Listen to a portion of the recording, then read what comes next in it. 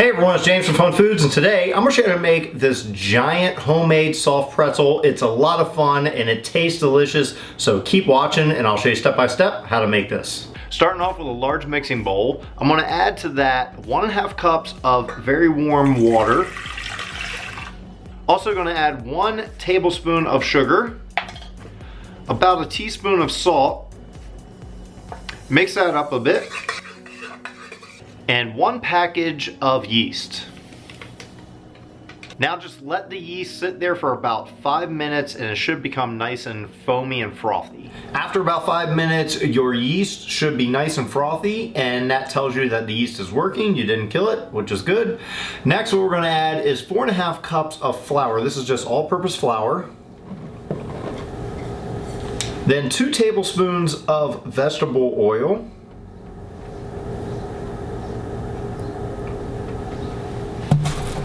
And I'm gonna bring this over to my dough hook and use a stand mixer. You can do it by hand, or you can just mix it up with a spoon until it gets too hard to do with a spoon and then mix to a hand. But we're gonna use a dough hook just to make it simpler.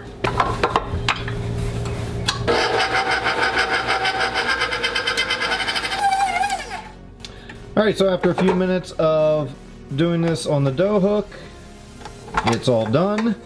And you'll know it's done because it pulls away from the bowl. And that's what we have here. All right, so when your dough is all ready, just remove the dough hook. There we go. Now we have our dough here. I'm just gonna ball this up to a nice ball. And instead of dirtying another bowl, I am gonna just use this bowl. It's good enough. I'm gonna put a little bit of vegetable oil in here, about a tablespoon or so. And you're just gonna take this and move it around a little bit in there, cover it in that vegetable oil, spin it over, has good coverage. And we're gonna cover this up and leave it in a warm, dry place for about an hour. And that should let it expand. Next, I had to find a big pot, and since I don't have a pot big enough for my giant pretzel, I had to resort to a cake pan, and this is like a sheet cake pan. We're gonna use this as our pot. Now, if you're just making regular pretzels, you can just use a regular pot and that's fine, but we need something big to put our finished pretzel in. So I'm gonna take this, I'm gonna fill it with 5 or 6 cups of water, bring it to a boil, and then we're gonna add some baking soda to it. All right, so it's been an hour and my dough has doubled in size. We are going to turn this out, roll it up, and make it into a giant pretzel. So let's get started. Now I just have some parchment paper here I'm lining my surface with. We can take our dough, plop it on there. Now I put a lot of oil in there. You don't need as much oil as I put in there, so I'm just gonna clean that up a bit. Now we're gonna roll this out into a long string.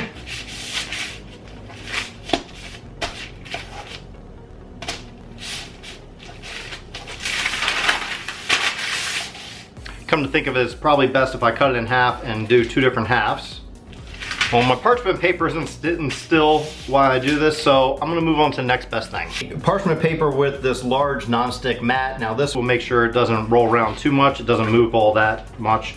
And we're just gonna work this dough until this long, narrow, and it still moves, but oh well. Just from the middle, work your way out.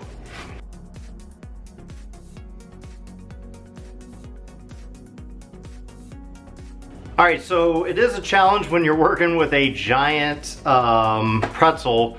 You have to have a work surface that's big enough for this, and I'm running out of space, so I can't make it any bigger than this.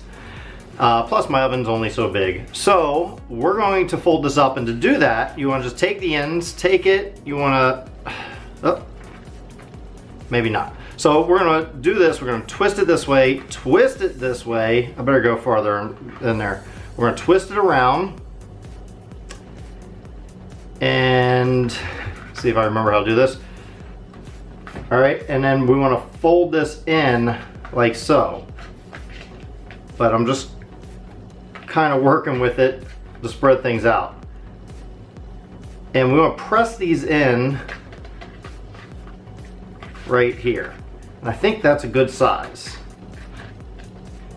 right like that. So we can press these in so they'll hold together there. What do you think? Pretty good size. So now we can make 2 of these pretzels, which are really going to be cool. Next, I'm using a pizza pan, which is about the only thing big enough to put this on, and I am going to put some parchment paper over top. But before we bake this, what we got to do is our baking soda solution. We have to dip this in there. So let's go over to the stove and get that solution ready. All right, so my water is starting to come to a boil. It's just starting right now. I'm going to add my baking soda. Now be careful adding this in here, because it will bubble up.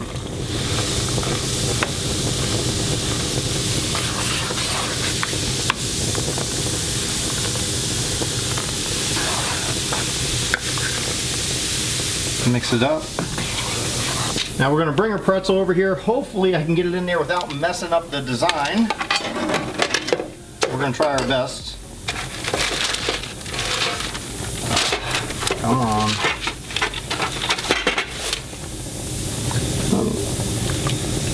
Put it in there, and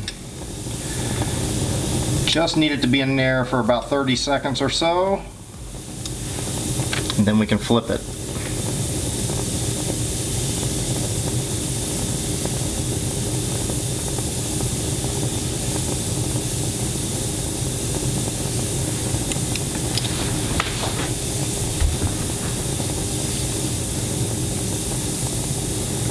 I'm gonna try to flip it, and hopefully we can flip it without messing it up.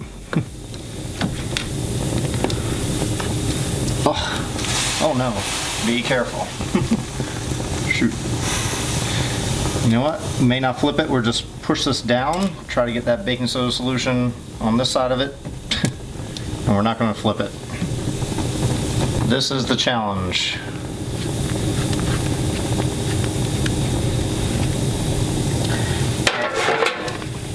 Now I'm gonna just turn these off, find a way to drain the water out, and then put it on our baking sheet. Alright, so I managed to get it out of that baking soda solution, and a little bit broke off, but I just kind of pushed it back in place. Hopefully it'll stay. I did melt down some butter, and I'm just going to use a brush right now, and we're going to brush the front of this with some butter. It's going to give it that nice golden brown when it comes out of that oven.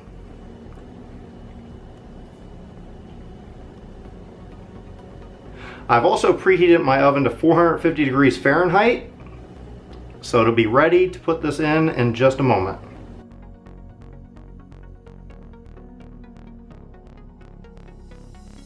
Once we have it brushed with butter, now we're just going to sprinkle some very coarse salt on it.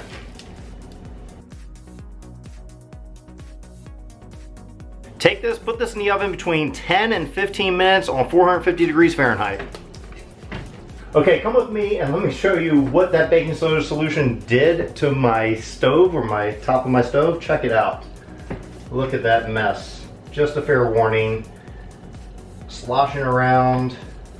It is not a good thing. So, I have a big mess to clean up. Alright, so it took about 13 minutes in the oven to cook this way. I did change the parchment paper about halfway through. It was a lot of butter on there and it was just sitting there, so I did change that. You don't have to do it. It'll just make it really buttery, which is not bad. So this is what it looks like. It looks pretty good. We're gonna get some pictures and then I'm gonna taste it. Well, now it's time for the taste test. I'm going to take a bite of this little tiny piece that broke off anyway and see how it tastes. That's good. Still warm. So good.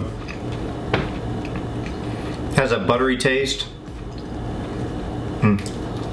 Well, thanks everyone for watching. I hope you enjoyed watching me make this giant homemade pretzel. There were a few challenges along the way. One of them being finding a pan big enough to put this in the baking soda solution, but we worked through it, we found a way, and it turned out pretty good. It could have been cooked a little bit longer than what I did. I did 13 minutes. Maybe you want to go with 15 minutes if you make one this size, but because it is breaking apart a bit. but that's okay. It makes it easier for me to eat it. So thanks for watching. If you enjoyed this video, hit that like button. Also hit that big red subscribe button. If you're not already subscribed, you get new videos all the time. And until then, I'll see you next time. Also gonna add, so next I had to find a big pot or pan, something that I can heat up. Take this, put this in the...